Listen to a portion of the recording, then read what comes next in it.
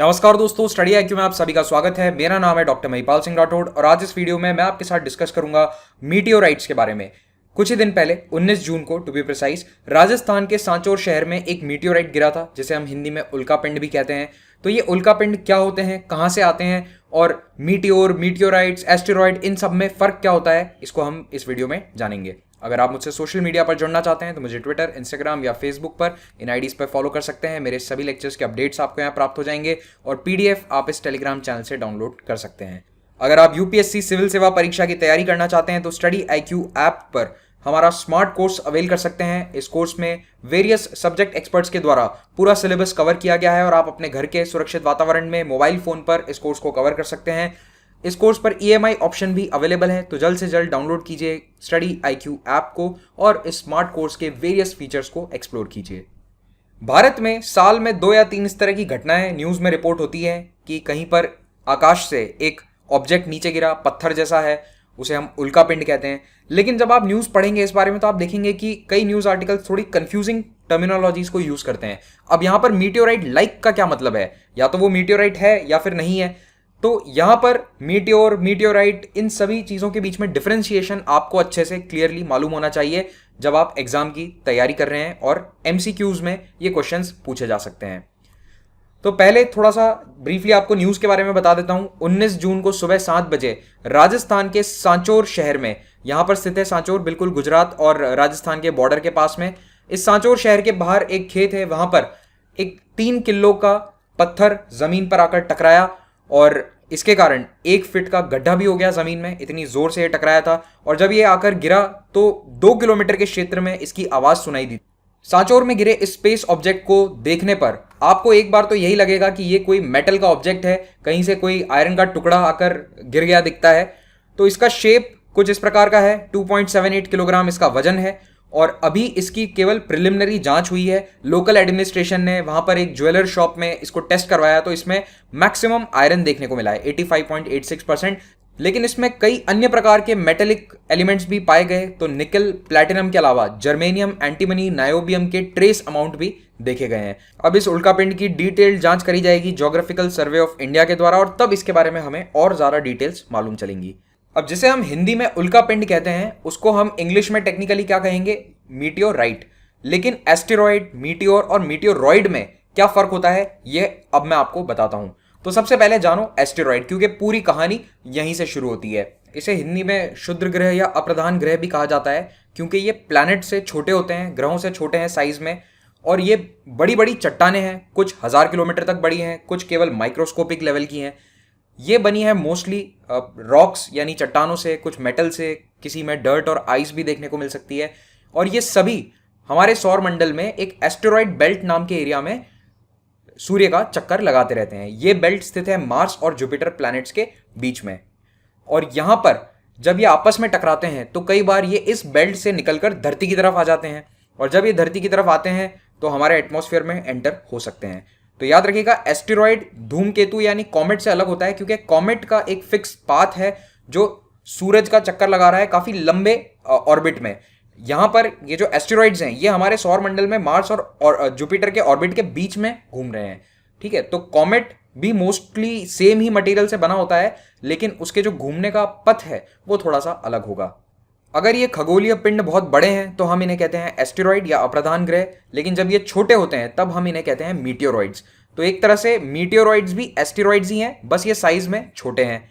जब मीटियोरॉइड धरती के वातावरण में एंटर कर जाता है तब हम उसे कहते हैं मीटियोर, और हिंदी में कहते हैं इसे उल्का। जब ये वातावरण में एंटर होगा तब इसमें फ्रिक्शन के कारण बर्निंग शुरू हो जाएगी, ये जलना शुरू हो जाएगा और उसके कारण हमें ये नजर आता है। तो जब ये विजिबल होता है तब हम इसे कहते हैं मीटियोर। तो जो टुकड़ा मार्स और ऑर्बिट के बीच में घूम रहा था तब एस्टेरॉइड कहलाया, अचानक से वो धरती की तरफ आएगा तो मीटियोरॉइड भी कहलाया जा सकता है। जब वो धरती के वातावरण में एंटर हो जाएगा तब उसे हम कहेंगे मीटियोर, यानी उसका जो विजिबल वाला हिस्सा है, जब हमें अपनी आंखों से वो नजर आने लगे तो अब उसे मीटियोर कहेंगे। और आमतौर पर लोग इसे शूटिंग स्टार या फॉलिंग स्टार भी कहते हैं, क्योंकि वो इस तरह से नजर आता है। तो जैसे कहते हैं ना तारा टूट रहा है, वो तारा वारा नहीं टूटता है, ये मीटियोरॉइड धरती के अंदर आकर जल रहा है। तो आपके आसपास जो भी नादान बालक तारा टूटने पर विश मांगते हो उन्हें ये जानकारी दे देना कि ये तारे नहीं होते हैं, ये एस्टेरॉइड्स या मीटियोरॉइड्स हैं। ज्यादातर मीटियोर्स धरती की सतह तक पहुंचने से पहले ही जलकर खत्म हो जाते हैं, क्योंकि हमारा एटमॉस्फेयर बहुत ज़्यादा फ्रिक्शन प्रोवाइड करता है और ये उसे सह नहीं सकते। लेकिन कुछ ऐसे बड़े बड़े टुकड़े होते हैं जो खत्म होते होते, छोटे होते होते धरती के सरफेस को टच कर जाते हैं, और जो पिंड धरती तक पहुंच गया उसे कहा जाता है उल्का पिंड या मीटियोराइट।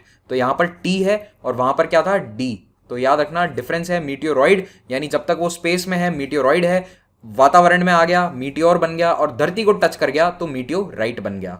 आमतौर पर मीटियोराइट बहुत छोटे होते हैं, तो जैसा अभी ये राजस्थान वाला मीटियोराइट था, केवल 1 फीट का गड्ढा कर पाया। लेकिन लाखों करोड़ों साल में कभी एक बार ऐसा बड़ा उल्का पिंड आकर धरती से टकराता है जो इस तरह का कई किलोमीटर बड़ा गड्ढा धरती की सतह पर कर देगा, और उसके कारण बहुत बड़े बड़े इवेंट्स भी होते हैं। तो जैसे डायनासोर का जो एक्सटिंक्शन हुआ था वो इसी प्रकार के एक एस्टेरॉयड के धरती से टकराने के कारण हुआ। उसमें एटमॉस्फेयर में बहुत ज़्यादा चेंजेस हो गए, क्योंकि जब ये धरती से टकराया तो एक बहुत बड़ा ब्लास्ट होता है, उसके कारण एटमॉस्फेयर के अंदर चेंज आते हैं। 2-3 साल तक सूरज धरती तक नहीं पहुंच पाएगा, तो उसके कारण मास एक्सटिंक्शन जैसे इवेंट्स देखे गए हैं।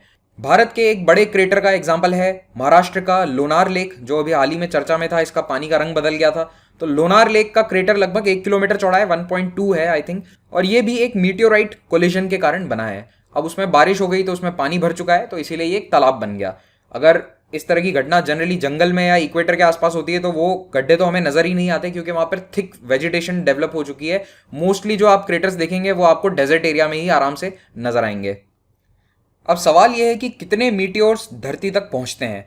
तो देखिए, नासा का यह अनुमान है कि हजारों मीटियोर्स हमारे एटमॉस्फेयर में एंटर होते हैं हर रोज, और वो जल जाते हैं। उनका कोई इंपैक्ट हमारे जीवन पर नहीं पड़ता। साल में केवल कुछ मीटियोराइट्स होते हैं जो 2-4 किलो की साइज के होते हैं, और वो हमें न्यूज़ में पता चलता है कि यहाँ पर कोई मीटियोराइट स्ट्राइक हुई है। बाकी ज़्यादातर तो हमें मालूम भी नहीं चलता, इसीलिए इनका कोई एग्जैक्ट नंबर कैलकुलेट करना पॉसिबल नहीं है। लेकिन नासा का यह अनुमान है कि एक कार जितना बड़ा, यानी कि एक सिग्निफिकेंट साइज का मीटियोराइट धरती पर एवरेज हर साल टकराना चाहिए। लेकिन ये अनुमान है, टकराता है ऐसा ज़रूरी नहीं है। और एक बहुत बड़ा एस्टेरॉयड जो कुछ चेंज ला सकता है वातावरण में, उसका अनुमान यह है कि 2000 सालों में एक बार ऐसी स्ट्राइक होनी चाहिए। अगर पिछले 100-150 साल का इतिहास हम देखें तो जो रिकॉर्डेड हिस्ट्री है उसमें लास्ट बड़ा मीटियोराइट स्ट्राइक था साइबेरिया में, तत्कालीन रशियन एम्पायर में। इसे टुंगुस्का इवेंट कहा जाता है, उस जगह का नाम था टुंगुस्का। इसने साइबेरिया के एक बहुत बड़े जंगल को डिस्ट्रॉय कर दिया था, और ऐसा माना जाता है कि इसके कारण जो एक्सप्लोजन हुआ वो एक न्यूक्लियर एक्सप्लोजन के बराबर की पावर थी उसकी, और ये हुआ था 1908 में। यानी कि अब पिछले 112 सालों में तो इससे बड़ा कोई इवेंट नहीं देखा गया है। तो क्या एक आम आदमी को, राह चलते आदमी को मीटियोराइट की चिंता करनी चाहिए कि मैं खेत में काम कर रहा हूं, मेरे सर पर आकर उल्का पिंड गिर जाएगा? तो आज दिन तक एक भी ऐसी डेथ नहीं हुई है जो उल्का पिंड के कारण रिपोर्ट करी गई हो। 1 या 2 बार ऐसा हुआ था कि कुछ लोग घायल हो गए थे, लेकिन किसी की डेथ नहीं हुई है। पिछले 100 साल में तो कोई रिपोर्टेड डेथ नहीं है। तो इसका मतलब यह है कि हमें चिंता करने की आवश्यकता नहीं है। इसके पीछे एक और रीज़न है। देखिए, धरती का ज़्यादातर जो हिस्सा है वो अनपॉपुलेटेड है। आप जानते ही होंगे कि मोस्ट ऑफ द एरिया तो हमारा ओशंस ने कवर कर रखा है। उसके बाद जो धरती है उस पर सभी जगह लोग नहीं रहते हैं। हम लोग मोस्टली सिटीज़ या गाँव में रहते हैं, और जो खेत हैं उन एरियाज में गिरने की प्रोबेबिलिटी ज़्यादा होती है। अगर आप सरफेस एरिया कैलकुलेट करोगे जिस पर ह्यूमन बींग्स रहते हैं तो वो काफ़ी कम है, इसीलिए हमें ज़्यादा चिंता करने की आवश्यकता नहीं है। हाँ, अगर नई दिल्ली या न्यूयॉर्क जैसे शहर के बीचों बीच अगर आकर कोई मीटियोर गिर गया तो फिर मे बी वो 2-4 लोगों को इंजर कर सकता है, लेकिन उसकी भी संभावना काफ़ी कम है। लगभग 3 दशक पहले कई साइंटिस्ट में एक मान्यता बन गई थी कि एस्टेरॉइड्स हमारे लिए बहुत खतरनाक हैं, और जैसा कि डायनासोर का एक्सटिंक्शन हुआ था उसी तरह से कोई बड़ी चट्टान आकर धरती से टकराएगी और हमारी ह्यूमन रेस खत्म हो जाएगी। और इसको लेकर कई साईफाई फिल्में भी बनी थी। एक फेमस फिल्म थी 1998 में आई, आर्मागेडन, जिसमें ब्रूस विलिस थे। इसके अंदर बताया जाता है कि एक एस्टेरॉइड जो धरती से आकर टकराएगा उसको स्पेस में ही तोड़ देने के लिए एक स्पेशल टीम भेजी जाती है, और ये जाकर वहां पर एक न्यूक्लियर डिवाइस डेटोनेट कर देते हैं उस एस्टेरॉइड के ऊपर, ताकि वो छोटे छोटे टुकड़ों में बन जाए। तो इस फिल्म के बाद कई लोगों ने ये सोचा कि ऐसा प्लान तो नासा को सचमुच डेवलप करना चाहिए, लेकिन थैंकफुली नासा के साइंटिस्ट ने इस तरह के मूवी आइडियाज से इंस्पिरेशन नहीं लिया। साइंटिस्ट ने यह किया कि जितने भी एस्टेरॉइड बेल्ट में बड़े ऑब्जेक्ट्स हैं, टू बी स्पेसिफिक 1 किलोमीटर से बड़ी साइज का जो भी ऑब्जेक्ट था उसे आइडेंटिफाई किया गया। और नासा का मानना है कि हम 90% ऐसे एस्टेरॉइड्स को आइडेंटिफाई कर चुके हैं। अगर इनमें से कोई भी धरती की तरफ आता है तो बहुत सारे मॉनिटरिंग सैटेलाइट्स हैं जो हमें पहले ही आगाह कर देंगे, और ये बहुत ही लो चांस है कि बड़ा एस्टेरॉइड धरती की सतह को हिट करेगा। और मान लो कि अगर 2 किलोमीटर 4 किलोमीटर डायमीटर का कोई एस्टेरॉइड धरती तक पहुंचने की संभावना बन भी जाती है तो फिर आर्मागेडन का प्लान मे भी चल जाए। हु नोज, फ्यूचर किसने देखा। Thank you very much for watching this, have a great day.